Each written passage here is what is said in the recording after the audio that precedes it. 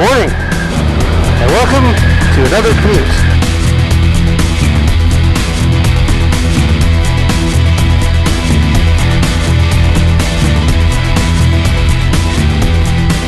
Hopefully, last time I did this, it didn't record.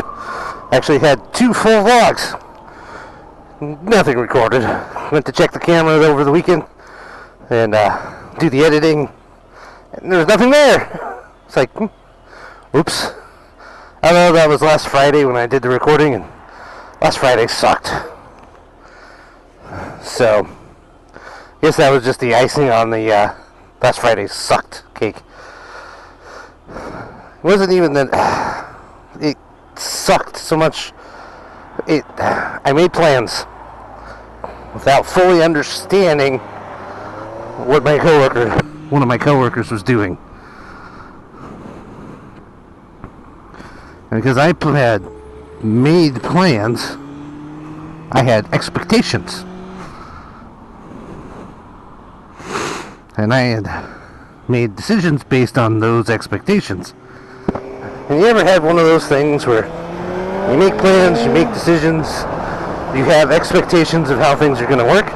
Oh, it's got green eyes. Huh, cool. And then it just doesn't happen.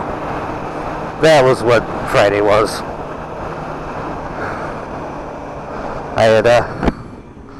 I work late one day a month, and in exchange for that, I get a half day, or I get to leave early. It's normally the following Friday. It just, because you're up so late, and I'm done by about noon the next day. I'm just tired. You know, sometimes I don't do that. Sometimes I save them, because I can stack them together and take a whole day off. Which, honestly, is a lot less stressful. Trying to go in and work and take a half day adds so much stress. I don't know why. It didn't used to. But now it seems really hard to leave. Like, you get started and you get into your day, and then all of a sudden, you know, you're gonna try and go someplace, and nope.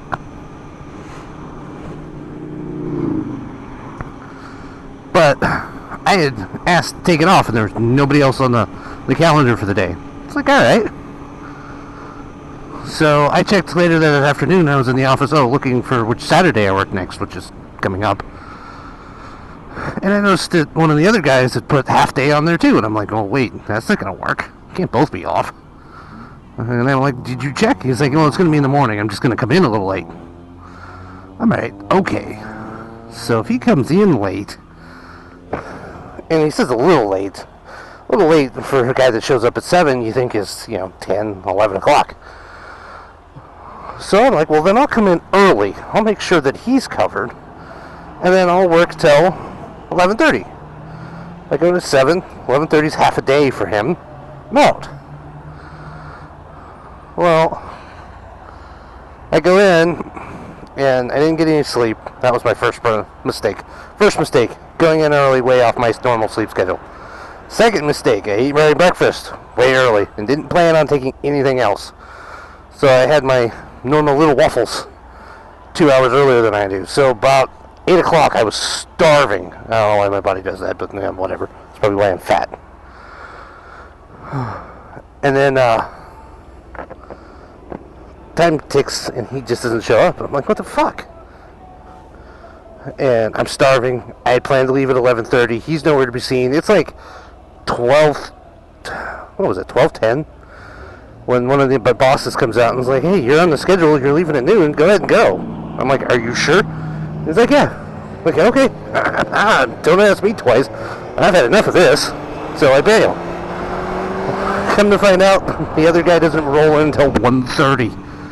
Now, the funny part is 1:30 is normally when I leave.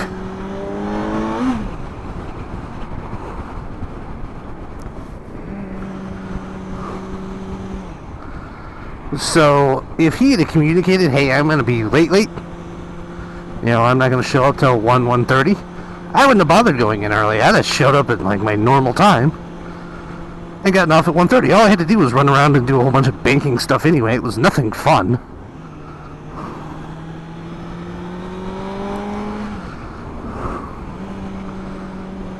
there was no communication there, which, partly my fault.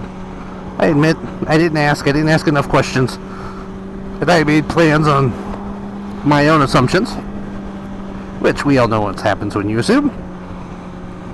But on the second token, I had already taken the half day, and my understanding of how things at my work is if somebody else is on the board, you gotta ask permission and make sure that everything's kosher. So I was like it's like, you sure this is okay? So, of course, knowing me, if I had something that would have taken me till 1 o'clock in the afternoon to do, I'd have just taken a vacation day. It'd been like, nope.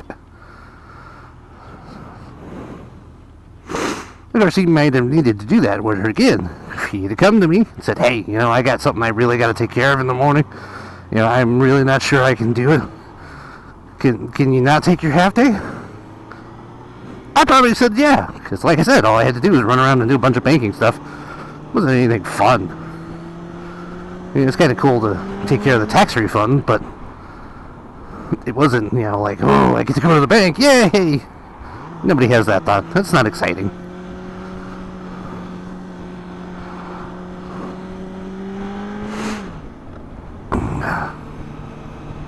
I have a feeling my evening commute's gonna suck. Couldn't be any worse than yesterday's commute.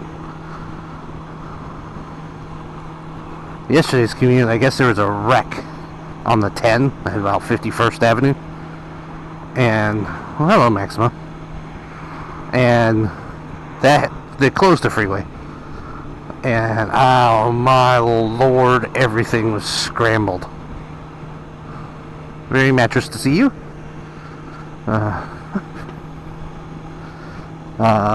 Camelback was screwed up. I went up and tried Bethany Home, which that didn't work. Which I wear a Senna Bluetooth, and it's got 3 presets. Preset number 1 is my wife. Preset number 2 is my wife. 911. Preset number 3 is work. Those are the 3 people that I think that I might need to call while I'm on the bike. And I've had this Senna now for 2 years? Yeah. Well, a year and a half, I think. Never had a problem until about 2 weeks ago. I was trying to call my wife. She's speed dial 1 with my Senna. I kept calling 911. I was like, no, this is not what I want to do. Don't have an emergency. Well, not that kind of emergency. It's like, what the fuck is wrong with it? So I read the instructions again. I'm like, okay, I know how to use it. I don't know what the problem is. It's like, alright, I'll just make sure I don't do that again. Well, yesterday, I'm trying to call work because I got stuck in traffic and it's like 9 o'clock and I'm like, So, freaking, it's speed dial 3. So you scroll past speed dial 2. Call 911. It's like, mother... So I hung up, but then of course they called me back. I was like, no, I'm sorry, my Bluetooth's being stupid. I apologize. She's like, well, you don't need to let it ring, just so we don't have to call you back. I'm like, all right. So I'm like, okay, there's a different way to do it. Instead of double tapping the one button and scrolling through it, you push the button on the bottom and you voice command it.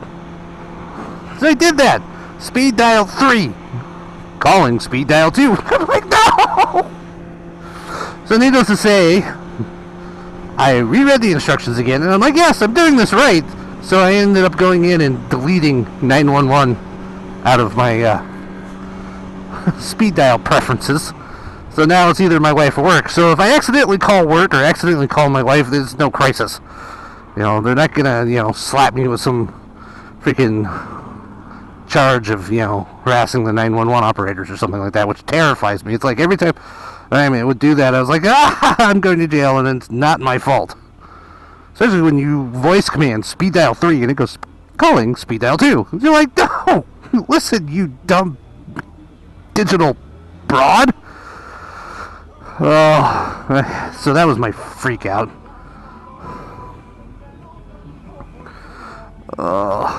So technology is wonderful. It is amazing. It also drives me slightly insane.